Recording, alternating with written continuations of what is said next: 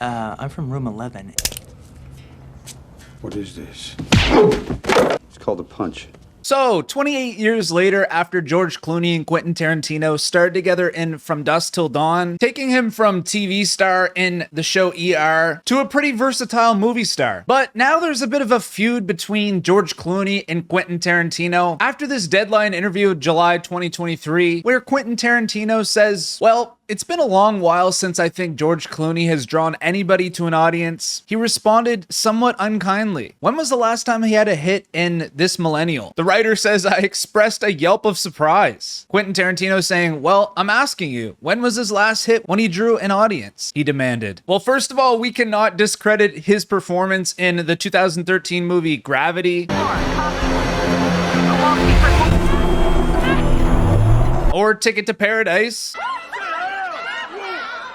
If an actor stars in a movie that does as good as the Marvel movies do, well, that guy's a new star. And that means that people dig him or her. Yeah. Sandra Bullock is in Speed. You know, even she does a couple of mediocre movies after that. People went to see it because they were like excited by Sandra Bullock. They want to see her in something else. Now, it is kind of weird that he mentions that can appear in mediocre movies and still be loved based off a good movie. I feel like if we're being fair to George, we could apply the same logic. But in his GQ interview alongside Brad Pitt, someone who's also starred in a Quentin Tarantino film, George wasn't too happy about what Quentin said about him back in 2023, saying he literally said something like, name me a movie since the millennium. And I was like, since the millennium? That's kind of my whole fucking career. Yeah, I mean, George Clooney had a pretty great run in the early 2000s. We had The Descendants, Up in the Air, The Perfect Storm, Ocean's 11, Ocean's 12, Ocean's 13. I mean, I know this is voice acting, but Mr. Fantastic Fox was incredible. You know, some of those movies he starred alongside Brad Pitt. George finishes by saying, so now I'm like, all right, dude, F off. I don't mind giving him shit. He gave me shit. Now in GQ back in 2020 had this to say. There was a director attached to it.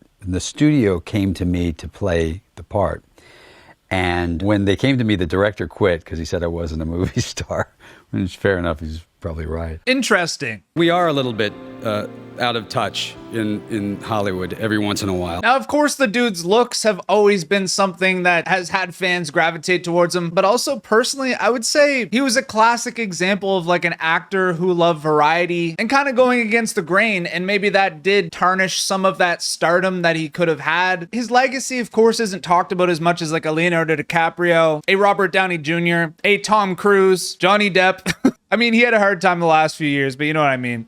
Kind of the way I look at a Robert Pattinson. But I mean, even Robert Pattinson was able to do some indie films like The Lighthouse, but then make his way around to doing Batman. And I mean, George Clooney also starring in Batman and Robin, but this one being the absolute worst Batman in the series. I put that on my mama. Good night. But I mean, when it comes to OG actors, being a movie star does come with consistency, which if we do check out his star score, if you check out this graph of how he's done at the box office, 2015 was really the last height in his career, referring to Tomorrowland, also starring Brad Pitt.